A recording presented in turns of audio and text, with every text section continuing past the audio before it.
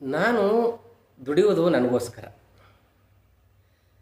ಕಷ್ಟಪಟ್ಟು ಬೆಳೆದೀನಿ, ಕಷ್ಟಪಟ್ಟು ದುಡಿತೀನಿ, ಸಂಬಳ ಬರ್ತದೆ. ಸೊ ನಾನು ದುಡಿತೀನಿ, ನಾನು ಗಳಿಸ್ತೀನಿ, I will pay income tax. ಅದನ್ನು ನಾನು ಅನುಭವಿಸ್ತೀನಿ, ಎಂಜಾಯ್ ಮಾಡ್ತೀನಿ. ನಾನು ದುಡಿದಿದ್ದು ಪುಕ್ಷಟ್ಟೆ ಕುಂತ ಜನರಿಗೆ ಯಾಕೆ ಕೊಡಬೇಕು? ಪುಕ್ಷಟ್ಟೆ ಕುಂತ ಜನರಿಗೆ ಯಾಕೆ ಕೊಡಬೇಕು? ನೀವು ಅನ್ಬೋದು ಇವನಿಗೆ ಎಷ್ಟು ಸೊಕ್ಕು ದಿಮಾಕ್ ಅಂತ. It's reality. ವಿಡಿಯೋ ಕೊನೆಯವ್ರಿಗೆ ನೋಡಿರಿ, ನಾನು ಹೇಳ್ತೀನಿ. ದುಡಿದದ್ದು ಸಂಬಳ ಅದ್ರ ಮೇಲೆ ಭಾಳಷ್ಟು ಜನರ ಕಣ್ಣು ಇರ್ತದೆ, ಕೆಟ್ಟ ದೃಷ್ಟಿ ಇರ್ತದೆ, ಕುಹಕದ ಮಾತು ಇರ್ತದೆ, ಸ್ಯಾಡಿಸ್ಟ್ ಮೈಂಡ್ ಸೆಟ್ದವ್ರು ಇರ್ತಾರೆ. ಇದೆಲ್ಲವನ್ನು ಇವತ್ತು ವಿಚಾರ ಮಾಡೋಣ. ಏನಾಯ್ತಂದ್ರೆ, ಒಂದು 2 ವರ್ಷದಿಂದ ಒಂದು ಕಡೆ ಹೋಗಿದ್ದೆ, ಒಂದು ದೇವಸ್ಥಾನಕ್ಕೆ ಹೋಗಿದ್ದೆ. ಅಲ್ಲಿ ಪರಿಚಯದವರು ಒಂದು 2 ಜನ ಸಿಕ್ಕರು. ಆರಾಮದಿರೇನ್ರಿ? ಆರಾಮದಿರಿ. ನೀವೇನು ಮಾಡ್ತೀರಿ? ನಾವೇನು ಮಾಡ್ತೀರಿ? ಓಕೆ. ಎಲ್ಲಿದ್ದೀರಿ? ಹಿಂಗೆ ಇಂಥ ಕಂಪ್ನಿಯಾಗಿದ್ದೀನಿ, ದೊಡ್ಡ ಕಂಪ್ನಿಯಾಗಿದ್ದೀನಿ. ಏನೋ ಮೊದಲನೇ ಅಲ್ಲೆಲ್ಲೋ ಕೆಲಸ ಮಾಡ್ತಿದ್ದಿಲ್ಲ, ರೆಡ್ ಎಫ್ ಎಮ್ದಾಗ ಒಂದು 10,000 ಸಂಬಳ ಇತ್ತು. ಮತ್ತು ಹ್ಯಾಂಗೆ ಮುಂದೆ ಬಂದು ನಾ ಹೇಳ್ದೆ, ಹಿಂಗೆಲ್ಲ ಕಷ್ಟಪಟ್ಟು ಮುಂದೆ ಬಂದ. ಸೊ ನಾವು ಪ್ಯಾಕೇಜ್ ಭಾಳ ದೊಡ್ಡದ, ಆರಾಮಿದ್ದೀವಂತ. ಆಟ ಗಳಿಸ್ಕೊತಿದ್ದೀನಿ. ಗೌರ್ಮೆಂಟ್ ಟೀಚರ್ ಇದ್ದೆ, ನನಗೆ ಅಷ್ಟೇ ನೀ ಆಟ ಗಳಿಸ್ಕೊತಿದ್ದಿ? ಹೌದ್ರಿ ಸರ್, ಕಷ್ಟಪಟ್ಟು ಹೆಂಗೋ ಅನುಕೂಲಕ್ಕೆ ದೇವ್ರ ದಯದಿಂದ ಒಳ್ಳೆಯ ಕೆಲಸ ಸಿಕ್ಕಂತ ನಾನು ಹೇಳಿದೆ. ಮತ್ತು ನಿಮ್ಮ ಮನ್ಯಾಗ ಏನು ಕೆಲಸ ಮಾಡ್ತಾರೆ? She also working in IT company ಅಂತ ಹೇಳ್ತಾರೆ. 2 ಪಗಾರ ಜೋರದ? ಆ ಟೋನ್ನೆ 2 ಪಗಾರ ಜೋರದ? ನಾನೇನು ಹೇಳ್ಬೇಕು ಕೇಳೋರಿಗೆ? ಹೌದ್ರಿ, ಇಬ್ಬರು ಭಾಳ ಕಷ್ಟಪಟ್ವಿ. ಜೀವನದಲ್ಲಿ ಯಾವಾಗಲೂ ಲಿನಿಯರ್ ಗ್ರೋತ್ ಇರಲ್ಲ. Up and down, up and ಇರುತ್ತೆ, ಇದ್ದೇ ಇರ್ತದೆ.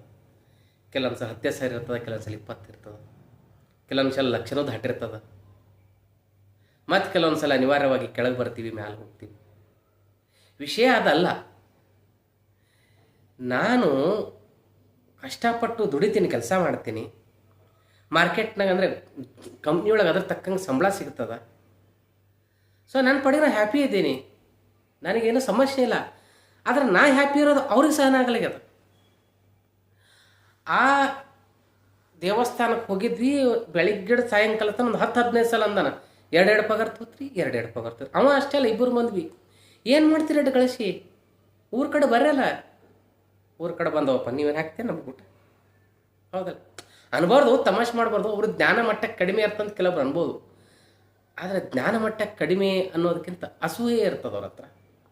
ಎಷ್ಟೋ ಜನ ಭಾಳ ಇವರು ಅಷ್ಟೇ, ಕೆಲವೊಬ್ರೆಲ್ಲ ಆರಾಮಿದ್ರೇನ್ರಿ, ಎಷ್ಟದ ಏನಂತ ಕೇಳ್ತಾರೆ. ಆಯ್ತು, ಇಲ್ಲ ಎಷ್ಟದ ಸಾವಿರ, ನಾ ಆರಾಮಿದ್ದಿರಲ್ಲ, ಸಾಕಾಗತ್ತ, ಸಂತೋಷದೆ ಅಂತಾರೆ. ಆದ್ರೆ ಈ ರೀತಿ ಅನುಭವ ನಿಮ್ಗಾಗಿರ್ಬೇಕಲ್ಲ.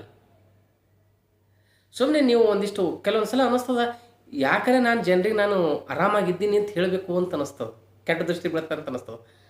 ಆರಾಮದೀನಿ, ಪ್ಲಾಟ್ ತೊಗೊಂಡಿದ್ದೀನಿ, ಚಂದದ, ಆರಾಮಿದ್ದೀವಿ, ದೊಡ್ಡ ಸೀಟಾಗಿದ್ದೀವಿ, ಸೂಟ್ಯಾಗ ಸ್ಯಾಟರ್ಡೆ ಸಂಡೇ ಹೊರಗೆ ತಿರುಗಾಡ್ತೀವಿ, ಮಸ್ತ್ ಲೈಫ್ ಅದ, ಇಷ್ಟು ಬ್ಯಾಂಕ್ ಬ್ಯಾಲೆನ್ಸ್ ಅದ, ಅಷ್ಟು ಬ್ಯಾಂಕ್ ಬ್ಯಾಲೆನ್ಸ್ ಅದ, ಹಿಂಗದ ಹಂಗದ ಅಂತ ಹಿಂಗೆ ಸಂತೋಷದಿಂದ ಹಿಂಗೆ ಮಾತಾಡ್ತೀವಲ್ಲ, ಕೆಲವ್ರು ಹೊಟ್ಟೆಯಾಗ ತ್ರಾಸ ಆಗ್ತಿರ್ತದೆ. ಹಂಗೆ ಗರ್ವ ಅಂತಲ್ಲ. ಒಂದು ಸಮಯಕ್ಕೆ ನಾವು ಭಾಳ ಕಷ್ಟ ಅನುಭವಿಸಿದ್ವಿ. ಕಷ್ಟ ಅಂದ್ರೇನು ಕೂಲಿ ಕೆಲಸ ಏನು ಮಾಡಿಲ್ಲ, ಕಡಿಮೆ ಸಂಬಳದ ಕೆಲಸ ಮಾಡಿ ಹೆಚ್ಚಿಗೆ ದುಡಿದಿದ್ವಿ.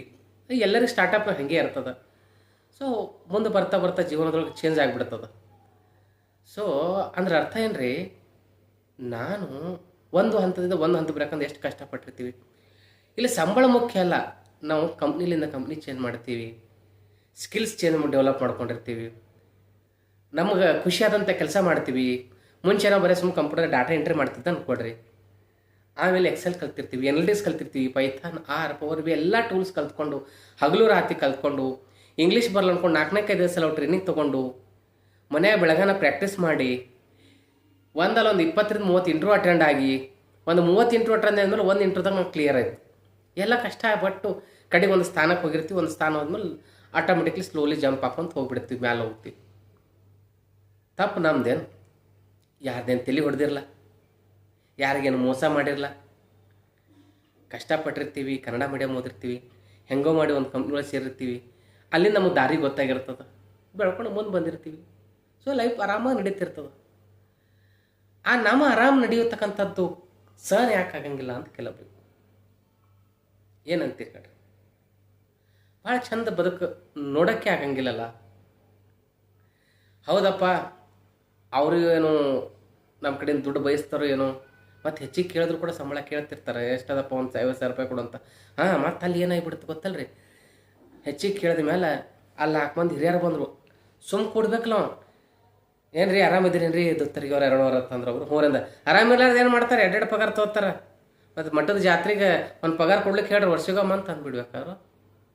ಅರೆ, ನಾನು ಯಾಕೆ ಕೊಡ್ಲಪ್ಪ? ನೀ ಹೇಳಿದಾಗ ನನಗೆ ಎಷ್ಟು ಭಕ್ತಿದ್ರೆ ನಾನು ಕೊಡ್ತೀನಿ.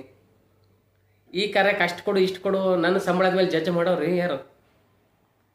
ಹಂಗೆ ಹೇಳೋರು ತಾವು ಒಂದು ದಿವಸರೇ ತಮ್ದು ಒಂದು ರೂಪಾಯಿ ಕಾಣಿಕೆ ಕೊಟ್ಟಿರಲ್ಲ, 1 ರೂಪಾಯಿ ಚಾ ಕೊಡ್ಸಿರಲ್ಲ ಯಾರಿಗೆ. ಸೊ 1 ರೂಪಾಯಿದಾಗ ಚಾ ಸಿಗಲ್ಲ. ಆಡೋ ಮತ್ತಿಗೆ ಹೇಳೋದು. ಚಾ ಕೊಡ್ಲಿಕ್ಕೆ ಹೋದ್ರೆ ನಾವೇ ಕೊಡ್ಬೇಕು ಅವ್ರಿಗೆ, ನಾಷ್ಟ ಮಾಡಕ್ಕೆ ಹೋದ್ರೆ ನಾವೇ ದುಡ್ಡು ಕೊಡ್ಬೇಕು. ಸುಮ್ಮ ಗಲ್ಲದ ಬಲ್ಲಿ ಹಿಂಗೆ ನಿಂತು ಬಿಡ್ತಾರೆ ಕೌಂಟರ್ ಬಲ್ಲಿ. ಮಾತು ಮಾತ್ರ ದೊಡ್ಡ. ಪ್ರಾರಂಭದಾಗ ಮನಸ್ಸಿಗೆ ನಾಡ್ತಿತ್ತು, ಬಟ್ ಈಗೇನು ನಾಟಲ್ಗೆ ಅದು ಕಾಮನ್ ಆಗಿಬಿಟ್ಟದು. 2 ವರ್ಷದ ಮಾತು. ಆಮೇಲೆ ಆ ಥರ ಆ ಮನುಷ್ಯ ಸಿಕ್ಕ ಇಲ್ಲ, ಬೇರೆ ಒಬ್ರು ಸಿಕ್ಕರು, ಯಾರು ಏನು ಸಂಬಳದ ಕೇಳಿಲ್ಲ, ಹಂಗೆ ಮಾತಾಡಿದ್ರು ಮನುಷ್ಯ ದಡ್ಡ ಬಿಟ್ಟಂಗೆ ಆಗಿಬಿಟ್ಟದು. ಆದರೆ ಪ್ರಾರಂಭದಲ್ಲಿ ಸ್ವಲ್ಪ ನೋವು ಆಗ್ಬಿಡ್ತವೆ. ಹಿಂಗ್ಯಾಕೆ ಅಂತಾರಲ್ಲಪ್ಪ ಅಂತ. ಅದೇ ನೀವು ಕಷ್ಟದಾಗಿರಲಿ, ಭಾರಿ ಸಿಂಪತಿ. ಏ ಪಾಪ ನೌಕರಿ ಇಲ್ಲಲ್ಲೋ, ಮತ್ತೇನು ನೌಕರಿ ಸಿಗ್ತಾ ಇಲ್ಲ, ಮತ್ತೇನು ಮಾಡ್ತಿ? ನಿಮ್ಮ ಮನ್ಯಾಗ ಏನು ಮಾಡ್ತಾರೆ, ನಿಮ್ಮ ಅಣ್ಣ ಏನು ಮಾಡ್ತಾರೆ? ಮತ್ತು ಅಲ್ಲಿ ಇಂಟ್ರ್ಯೂ ಮಾಡು, ಇಲ್ಲಿ ಅಟೆಂಡ್ ಮಾಡು, ಅಲ್ಲಿ ಯಾಕೆ ಮಾಡ್ತಪ್ಪ? ಕಡೆಗೆ ಇಲ್ಲಿ ಕೆಲಸ ಮಾಡು, ಕೂಲಿರ ಮಾಡು, ಇಲ್ಲ ಎಲ್ಲರೂ ಪಾರ್ಟ್ ಟೈಮ್ ಕೆಲಸ ಮಾಡು, ಖಾಲಿ ಯಾಕೆ ಕೊಡ್ತಿ? ಇಷ್ಟು ಅಡ್ವೈಸ್ ಕೊಡ್ತಾರೆ, ಅಷ್ಟೆಲ್ಲ ಅಡ್ವೈಸ್ ಕೊಡ್ತಾರೆ.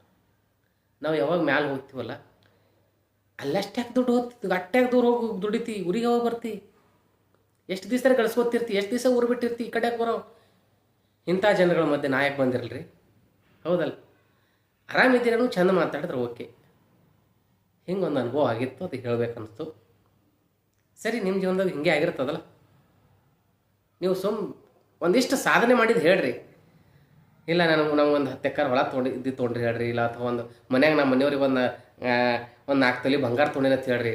ಬಿಟ್ರಿ ಕೇಳಿ ನಿಮ್ಗೆ ನಿಮ್ಮ ಬಾಜುದು ನಿಮ್ಮ ದೋಸ್ತ, ಏನಪ್ಪ 4 ತೊಲೆ ಬಂಗಾರ ತೊಗೋತೀರಿ, ಜೋರದ 1 ವರ್ಷ ತನಕ ಕಾಡ್ತಾರೆ. ಹೊಲ ತೋರಂತ್ರಿ ನಿಮ್ಗೆ ಸಾಯತನ ಬಿಡ. ನಾವು ಸಾವ್ಕಾರ ಇದ್ದೀರಿ, ನೀವು ಸಾವ್ಕಾರ ಇದ್ದೀರಿ, ಅದು ಕಷ್ಟ ಅವ್ರಿಗೆ ಗೊತ್ತು.